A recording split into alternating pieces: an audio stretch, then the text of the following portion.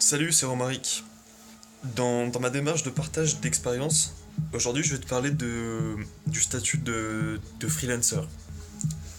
Quand j'ai fini mon master que j'ai fait en alternance dans une entreprise en tant qu'étudiant salarié, j'ai décidé de ne pas continuer, de ne pas prendre le contrat qu'on me proposait et de me mettre à mon compte. C'est-à-dire que j'ai ouvert ma micro-entreprise dans le domaine du développement web.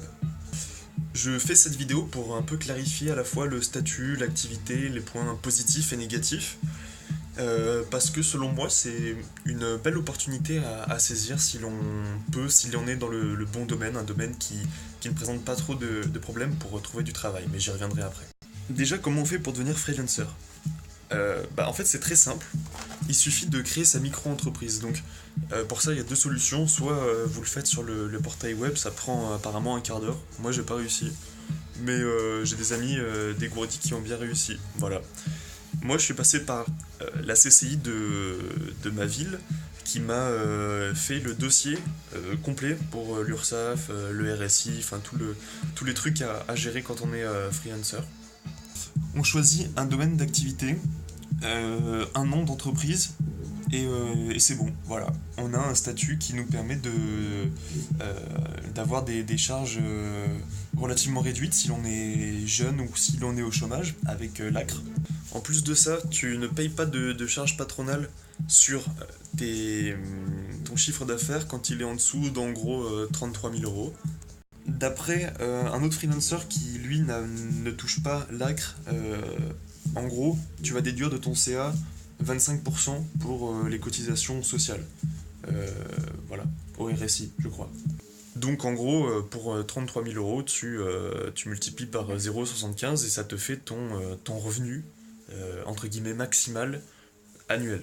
Si t'as la flemme de faire le calcul, ça fait 24 750 euros. Je dirais que ça, c'est le premier aspect positif du statut, mais il y en a, selon moi, beaucoup d'autres pour le micro-entrepreneur.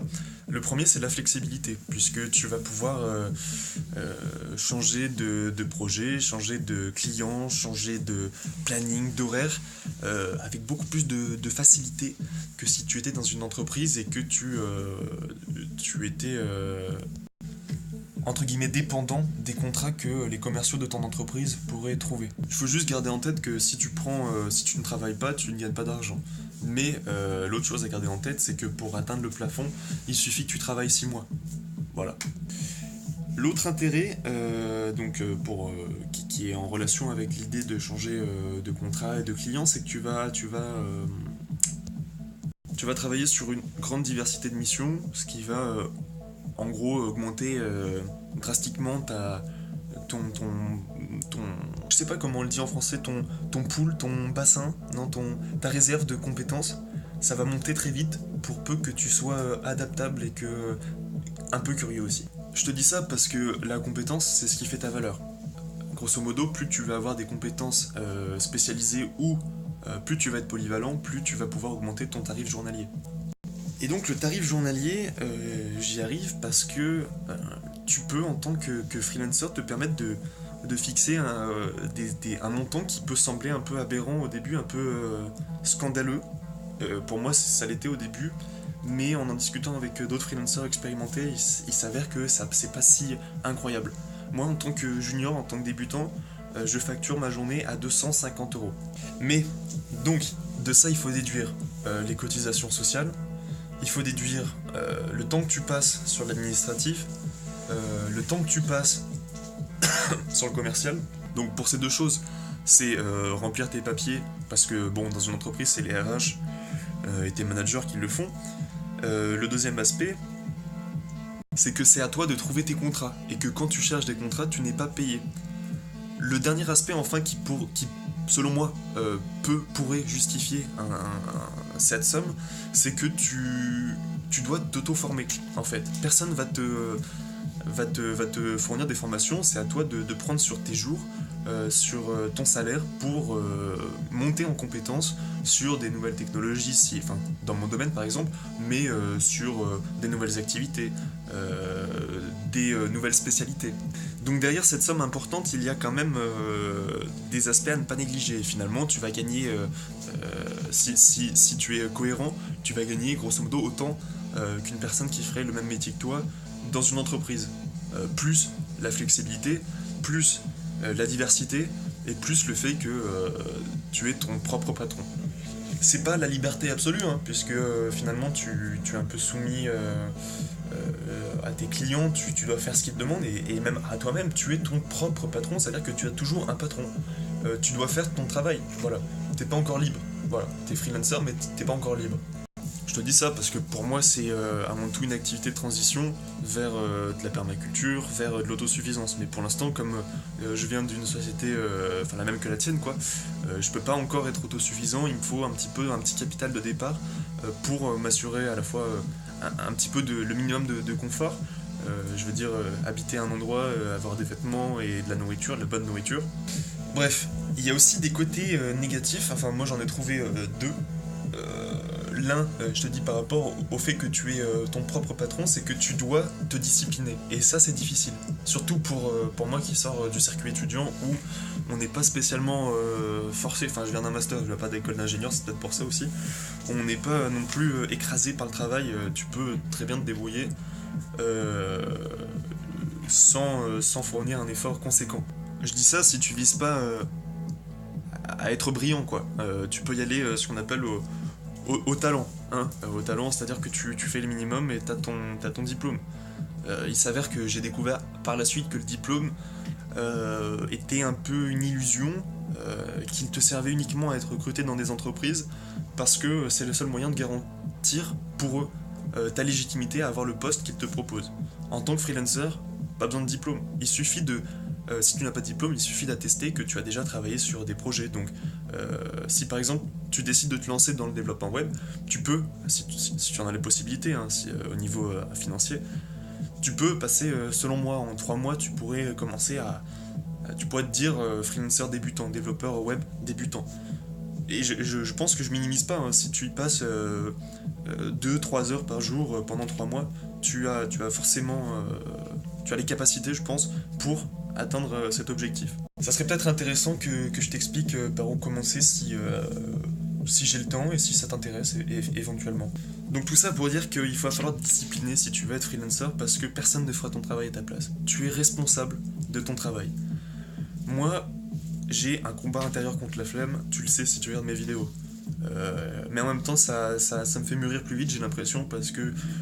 Et puis voilà, ça me responsabilise. Je pense que c'est ça qu'il faut que tu retiennes. Discipline-toi, responsabilise-toi.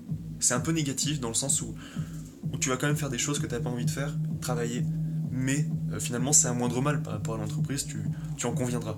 L'autre aspect un peu négatif, c'est que moi je travaille depuis chez moi, et ça peut être un peu isolant, je sais pas comment dire, naturellement tu vas pas rencontrer des personnes, tes clients tu les as par téléphone ou en chatant sur n'importe quelle application de chat.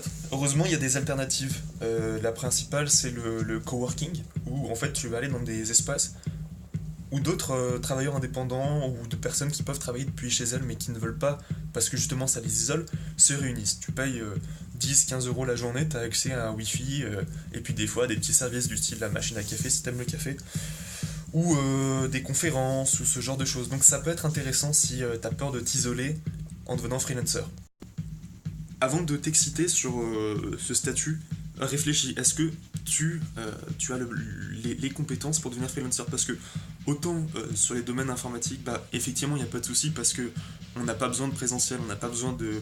Enfin, je veux dire, le travail que tu fais, t'es pas obligé d'être physiquement présent pour le faire. Tu peux le faire à distance, il n'y a aucun problème. Mais est-ce que tu es sûr que tu peux faire du freelance avec ton activité? Par exemple, tu es sociologue, est-ce que tu vas pouvoir vendre tes prestations?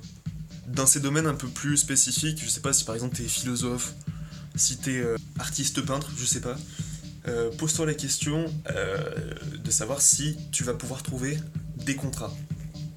Sans contrat, pas d'argent, et sans argent, la mort. Pour conclure, je vais te donner un site intéressant Je suis pas sponsorisé, mais en gros, c'est grâce à ce site que je trouve tous mes contrats, donc ça me semble pas fou de faire la pub pour ce site. Moi, j'utilise Upwork, Hopwork, qui permet de créer une page, un profil de freelancer, et c'est des entreprises, enfin en gros c'est des clients qui viennent te démarcher, voilà. Donc le principe est assez incroyable. Dans mon domaine, à l'endroit où j'habite, ça marche du tonnerre, voilà, je pourrais faire du 100% de timing, mais j'ai la flemme, voilà, j'ai pas envie de dépasser les 33 000. Et puis bon, j'ai pas besoin de ces 24 750 euros. Donc moi je travaille pas au minimum, mais voilà, je vais pas me forcer non plus. Je te fais juste le baromètre, enfin c'est ce qu'ils appellent le baromètre pour les catégories de freelance qui marchent bien ou qui sont disponibles sur ce site. Je sais pas s'il y en a d'autres en fait. Développeur, motion designer, réalisateur, rédacteur, community manager, graphiste, photographe, chef de projet, coach agile, consultant en communication, stratégie et business developer, administrateur système et base de données, consultant en stratégie, logiciel communication. Là, le tarif moyen indiqué, c'est 341 euros par jour. Le tarif médian, 300 euros. Voilà, je te laisse méditer là-dessus. J'espère que cette vidéo t'aura été utile. Si t'as des questions, t'hésites pas, moi ça me fait plaisir de partager avec toi. Voilà, salut.